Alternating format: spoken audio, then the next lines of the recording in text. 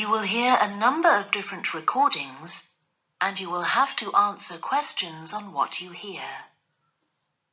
There will be time for you to read the instructions and questions, and you will have a chance to check your work.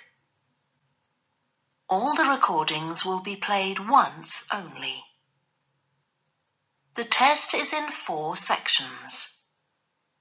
At the end of the test, you will be given 10 minutes to transfer your answers to an answer sheet. Now turn to Section 1. Section 1. You will hear a woman telephoning a tourist office to ask about free activities. First, you have some time to look at questions 1 to 6.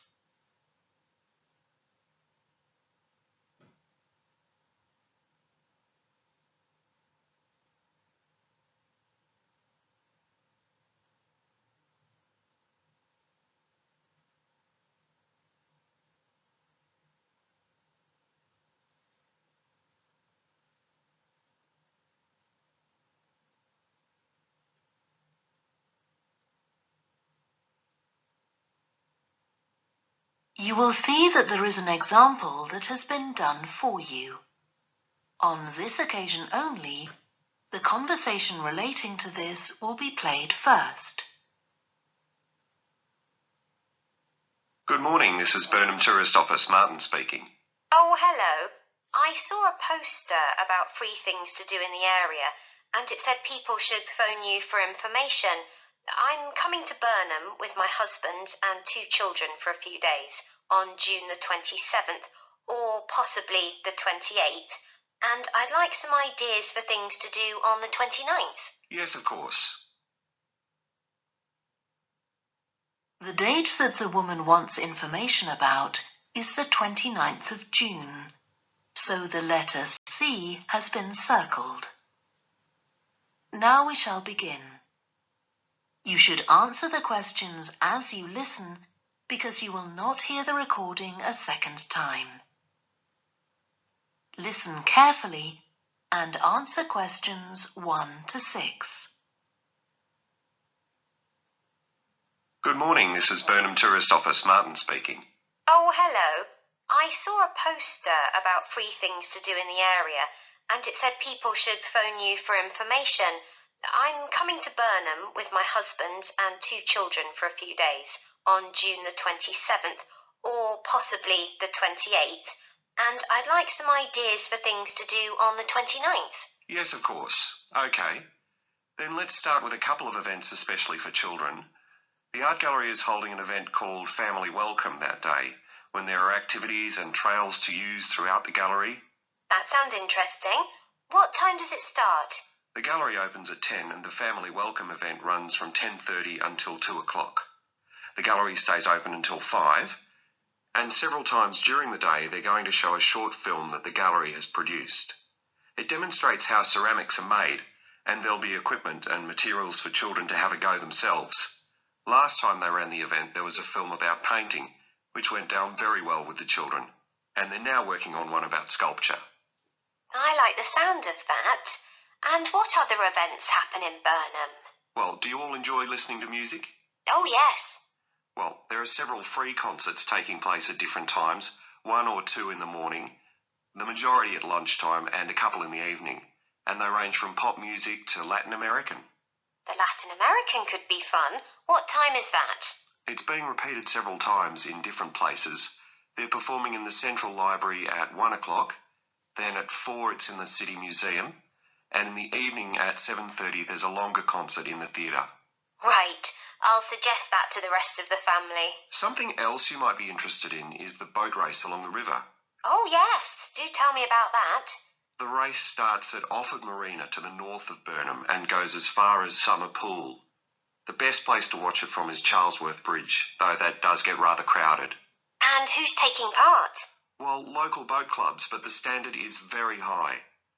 One of them came first in the West of England Regional Championship in May this year. It was the first time a team from Burnham has won. It means that next year they'll be representing the region in the National Championship. Before you hear the rest of the conversation, you have some time to look at questions 7 to 10.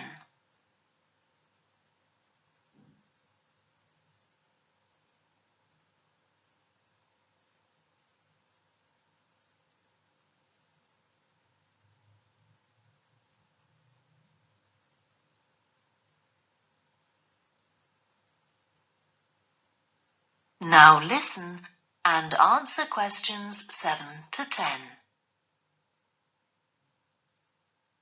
Now, I've heard something about Paxton Nature Reserve. It's a good place for spotting unusual birds, isn't it? That's right, throughout the year. There is a lake there as well as a river, and they provide a very attractive habitat. So it's a good idea to bring binoculars if you have them. And just at the moment you can see various flowers that are pretty unusual. The soil at Paxton isn't very common. They're looking good right now. Right. My husband will be particularly interested in that. And there's going to be a talk and slideshow about mushrooms, and you'll be able to go out and pick some afterwards and study the different varieties. And is it possible for children to swim in the river? Yes, part of it has been fenced off to make it safe for children to swim in. It's very shallow, and there's a lifeguard on duty whenever it's open. The lake is too deep, so swimming isn't allowed there. OK, we must remember to bring their swimming things in case we go to Paxton. How long does it take to get there by car from Burnham? About 20 minutes, but parking is very limited, so it's usually much easier to go by bus, and it takes about the same time. Right. Well, I'll discuss the options with the rest of the family. Thanks very much for all your help. You're welcome. Goodbye. Bye. That is the end of section 1. You now have half a minute to check your answers.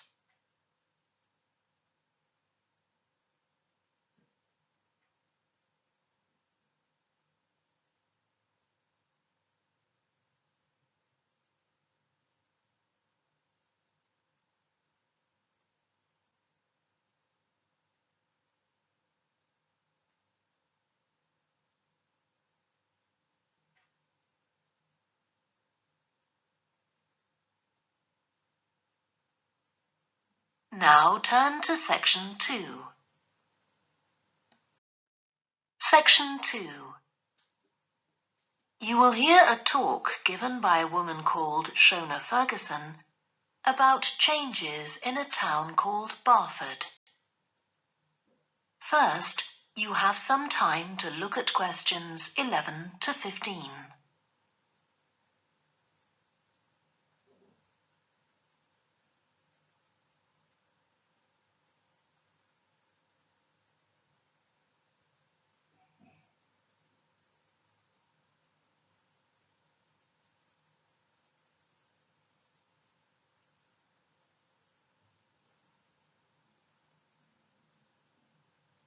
Now listen carefully and answer questions 11 to 15. First of all, let me thank you all for coming to this public meeting to discuss the future of our town. Our first speaker is Shona Ferguson from Barford Town Council. Shona. Thank you. First, I'll briefly give you some background information. Then I'll be asking you for your comments on developments in the town. Well, as you don't need me to tell you, Barford has changed a great deal in the last 50 years. These are some of the main changes. 50 years ago, buses linked virtually every part of the town and the neighbouring towns and villages. Most people use them frequently, but not now, because the bus companies concentrate on just the routes that attract most passengers. So parts of the town are no longer served by buses. Even replacing old, uncomfortable buses with smart new ones has had little impact on passenger numbers. It's sometimes said that bus fares are too high, but in relation to average incomes, fares are not much higher than they were 50 years ago. Changes in the road network are affecting the town. The centre was recently closed to traffic on a trial basis, making it much safer for pedestrians. The impact of this is being measured. The new cycle paths separating bikes from cars in most main roads are being used far more than was expected, reducing traffic and improving air quality. And although the council's attempts to have a bypass constructed have failed, we haven't given up hope of persuading the government to change its mind. Shopping in the town centre has changed over the years. Many of us can remember when the town was crowded with people going shopping. Numbers have been falling for several years, despite efforts to attract shoppers, for instance by opening new car parks. Some people combine shopping with visits to the town's restaurants and cafes. Most shops are small independent stores, which is good, but many people prefer to use supermarkets and department stores in nearby large towns, as there are so few well-known chain stores here. Turning now to medical facilities. The town is served by family doctors in several medical practices, fewer than 50 years ago, but each catering for far more patients. Our hospital closed 15 years ago, which means journeys to other towns are unavoidable. On the other hand, there are more dentists than there used to be. Employment patterns have changed along with almost everything else. The number of schools and colleges has increased, making that the main employment sector. Services such as website design and accountancy have grown in importance, and surprisingly perhaps, manufacturing hasn't seen the decline that has affected it in other parts of the country. Before you hear the rest of the talk, you have some time to look at questions 16 to 20.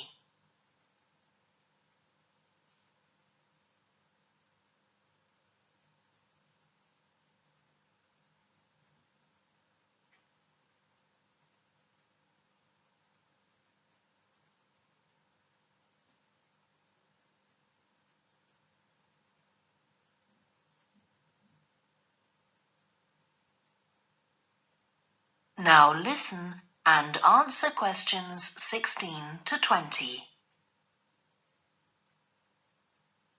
Now I'll very quickly outline current plans for some of the town's facilities before asking for your comments. As you'll know if you regularly use the car park at the railway station, it's usually full. The railway company applied for permission to replace it with a multi-storey car park, but that was refused. Instead, the company has bought some adjoining land, and this will be used to increase the number of parking spaces. The Grand, the old cinema in the High Street, will close at the end of the year and reopen on a different site.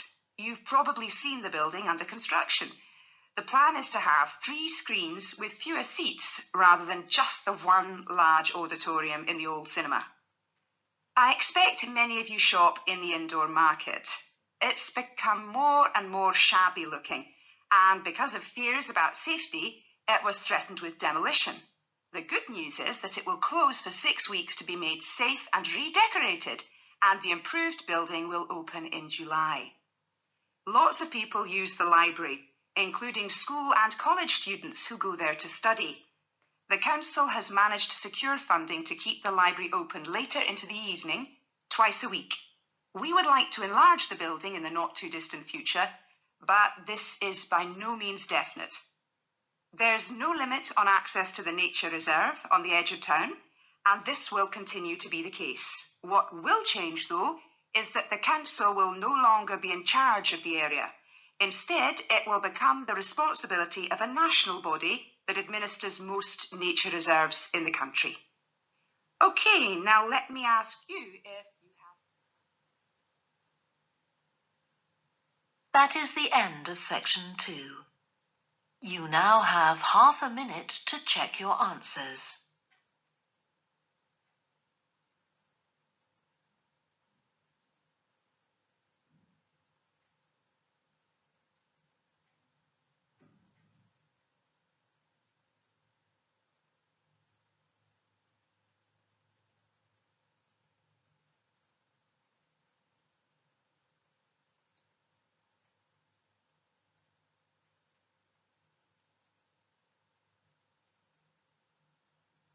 Now turn to section 3. Section 3.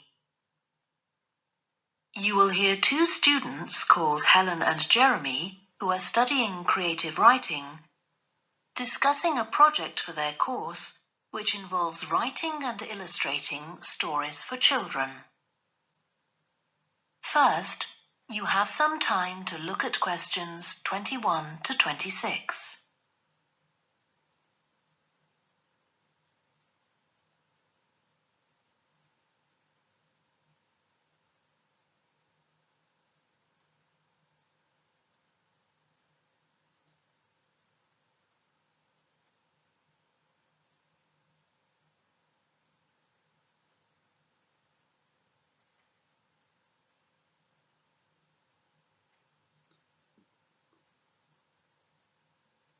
Now listen carefully and answer questions 21 to 26. Hello, Helen. Sorry I'm late. Hi, Jeremy, no problem. Well, we'd better work out where we are on our project, I suppose. Yeah, I've looked at the drawings you've done for my story, The Forest, and I think they're brilliant. They really create the atmosphere I had in mind when I was writing it. Oh, I'm glad you like them. There are just a few suggestions I'd like to make. Go ahead. Now, I'm not sure about the drawing of the cave. It's got trees all around it, which is great, but the drawing's a bit too static, isn't it? I think it needs some action. Yes, there's nothing happening. Perhaps I should add the boy, Malcolm, isn't it? He would be walking up to it. Yes, let's have Malcolm in the drawing. And what about putting in a tiger? The one that he makes friends with a bit later. Maybe it could be sitting under a tree, washing itself. And the tiger stops in the middle of what it's doing when it sees Malcolm walking past. That's a good idea. Okay, I'll have a go at that. Then there's the drawing of the crowd of men and women dancing. They're just outside the forest, and there's a lot going on. That's right. You wanted them to be watching a carnival procession, but I thought it would be too crowded. Do you think it works like this? Yes, I like what you've done. The only thing is, could you add Malcolm to it without changing what's already there? What about having him sitting on the tree trunk on the right of the picture? Yes, that would be fine. And do you want him watching the other people? No, he's been left out of all the fun, so I'd like him to be crying.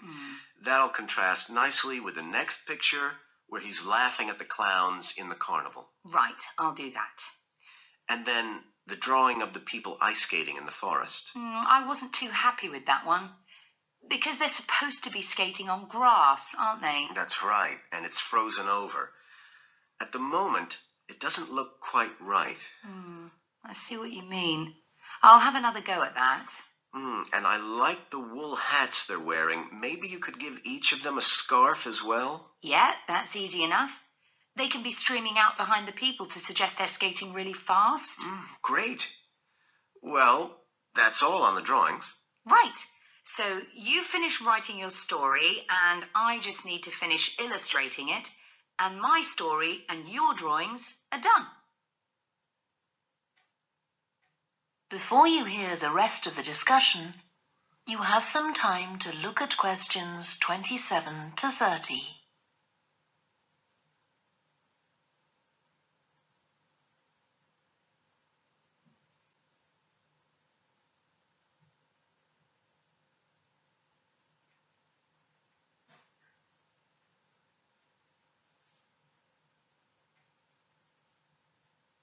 Now listen and answer questions 27 to 30. So the next thing is to decide what exactly we need to write about in the report that goes with the stories and how we're going to divide the work. Right, Helen. What do you think about including a section on how we planned the project as a whole, Jeremy? That's probably quite important. Yeah, well, you've had most of the good ideas so far. How do you feel about drafting something? Then we can go through it together and discuss it. Okay, that seems reasonable. And I could include something on how we came up with the ideas for our two stories, couldn't I? Well, I've started writing something about that, so why don't you do the same and we can include the two things? Right. So what about our interpretation of the stories? Do we need to write about what we think they show, like the value of helping other people, all that sort of thing? That's going to come up later, isn't it? I think everyone in the class is going to read each other's stories and come up with their own interpretations, which we're going to discuss. Oh, I missed that. So it isn't going to be part of the report at all? No. But we need to write about the illustrations because they're an essential element of children's experience of reading the stories. It's probably easiest for you to write that section, as you know more about drawing than I do. Maybe, but I find it quite hard to write about. I'd be happier if you did it. Okay. So when do you think we can get this ready? That is the end of section 3. You now have half a minute to check your answers.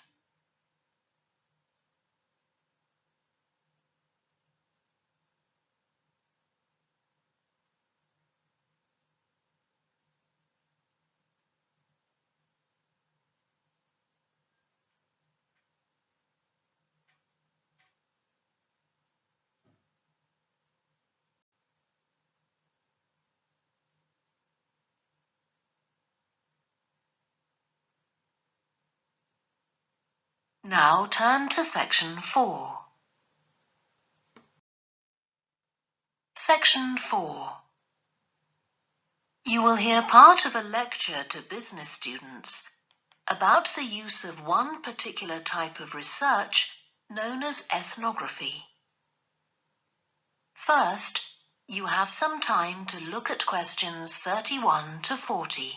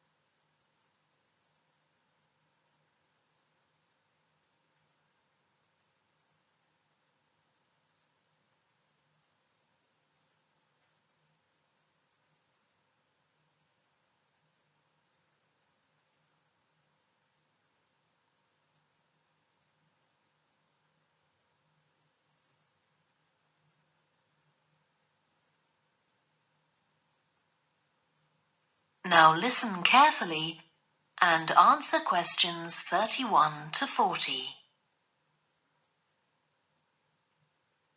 So, what I'm going to talk about to you today is something called ethnography. This is a type of research aimed at exploring the way human cultures work. It was first developed for use in anthropology, and it's also been used in sociology and communication studies. So, what's it got to do with business, you may ask? Well, businesses are finding that ethnography can offer them deeper insight into the possible needs of customers, either present or future, as well as providing valuable information about their attitudes towards existing products. And ethnography can also help companies to design new products or services that customers really want. Let's look at some examples of how ethnographic research works in business. One team of researchers did a project for a company manufacturing kitchen equipment. They watched how cooks used measuring cups to measure out things like sugar and flour. They saw that the cooks had to check and recheck the contents because although the measuring cups had numbers inside them, the cooks couldn't see these easily. So a new design of cup was developed to overcome this problem, and it was a top seller. Another team of ethnographic researchers looked at how cell phones were used in Uganda, in Africa. They found that people who didn't have their own phones could pay to use the phones of local entrepreneurs. Because these customers paid in advance for their calls, they were eager to know how much time they'd spent on the call so far. So the phone company designed phones for use globally with this added feature. ethnographic research has also been carried out in computer companies. In one company, IT systems administrators were observed for several weeks. It was found that a large amount of their work involved communicating with colleagues in order to solve problems, but that they didn't have a standard way of exchanging information from spreadsheets and so on.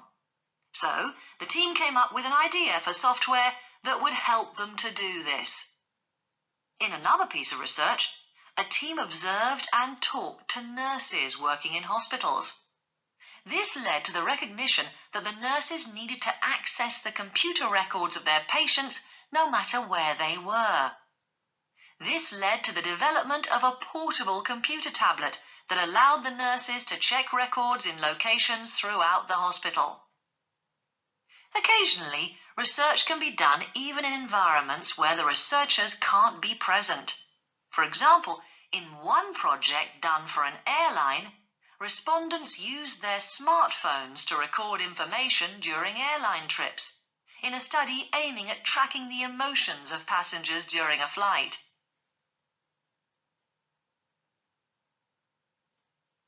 So, what makes studies like these different from ordinary research? Let's look at some of the general principles behind ethnographic research in business. First of all, the researcher has to be completely open-minded. He or she hasn't thought up a hypothesis to be tested, as is the case in other types of research. Instead, they wait for the participants in the research to inform them. As far as choosing the participants themselves is concerned, that's not really all that different from ordinary research. The criteria according to which the participants are chosen may be something as simple as the age bracket they fall into, or the researchers may select them according to their income, or they might try to find a set of people who all use a particular product, for example. But it's absolutely crucial to recruit the right people as participants. As well as the criteria I've mentioned, they have to be comfortable talking about themselves and being watched as they go about their activities. Actually, most researchers say that people open up pretty easily, maybe because they're often in their own home or workplace. So, what makes this type of research special is that it's not just a matter of sending a questionnaire to the participants. Instead, the research is usually based on first-hand observation of what they are doing at the time. But that doesn't mean that the researcher never talks to the participants. However, unlike in traditional research, in this case, it's the participant rather than the researchers who decides what direction the interview will follow. This means that there's less likelihood of the researcher imposing his or her own ideas on the participant. But after they've said goodbye to their participants and got back to their office, the researcher's work isn't finished. Most researchers estimate that 70 to 80% of their time is spent not on the collecting of data, but on its analysis, looking at photos, listening to recordings and transcribing them, and so on. The researchers may end up with hundreds of pages of notes. And to determine what's significant, they don't focus on the sensational things or the unusual things. Instead, they try to identify a pattern of some sort in all this data and to discern the meaning behind it. This can result in some compelling insights that can, in turn, feed back to the whole design process. That is the end of section 4. You now have half a minute to check your answers.